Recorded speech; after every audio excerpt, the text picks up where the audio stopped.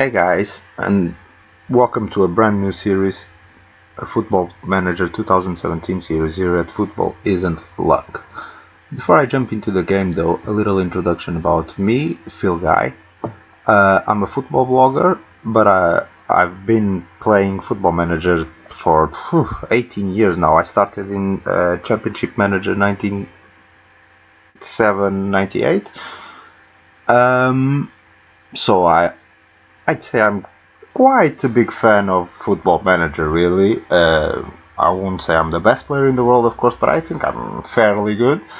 So basically, I've been in England for 5 years now. I came here to get my football coaching badges, and the name of the channel, blog, whatever you want to call it, really, it's inspired in those coaching badges courses, because one of the big insistencies, or one of the points the tutors really try to make, was to not shout unlucky when a player would miss a chance by very few inches, because they have this theory that if the player is missing the chance, it's not really because he was unlucky, it's because he did something, even if it's a very small thing.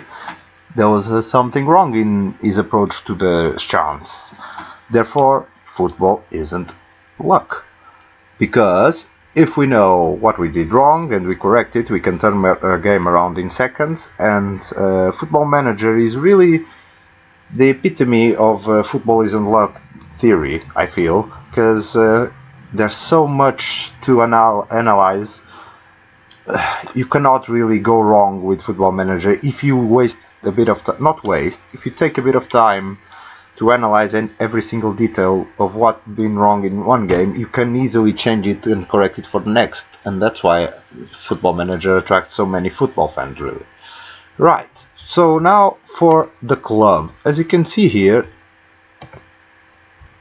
you're probably thinking you've never heard of the Trams Hotel Football Club, and that's natural, as I've created this club. So, as I've said, I've been based in England for 5 years now, and I've been working and living in this little town called Deddington, and I've been working with the hotel, actually. They have a... It's not even Sunday League though, because they play on Saturdays, but let's call it a proper Sunday League football team. No stadium, just, a pitch with 2 goalposts. Well, 4 goalposts, 2 goals.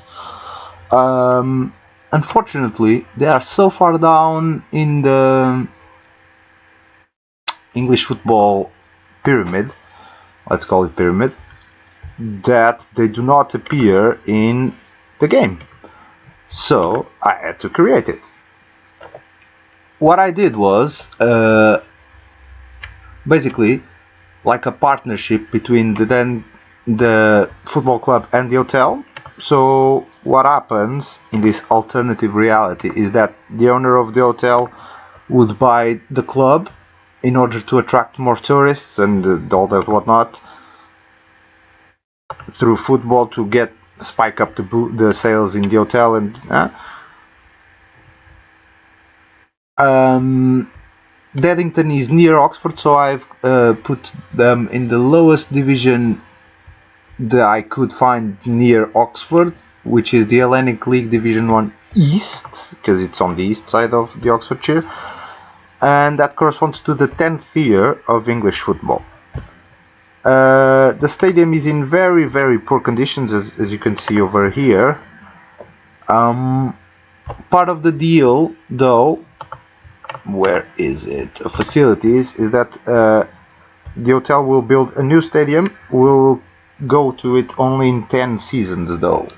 5,000 capacity stadium. Now we've got, I put 100 people because you can't fit 100 people, but 3 seatings is just a bench that's there.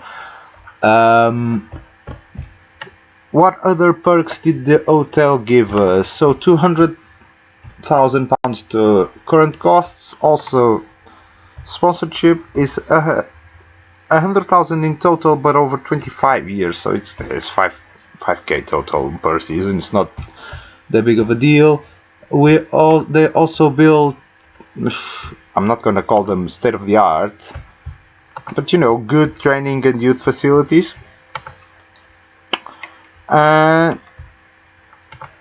You know, to help Deddington Arms go up the pyramid a bit faster, maybe. I don't know if that will work though. As for my team,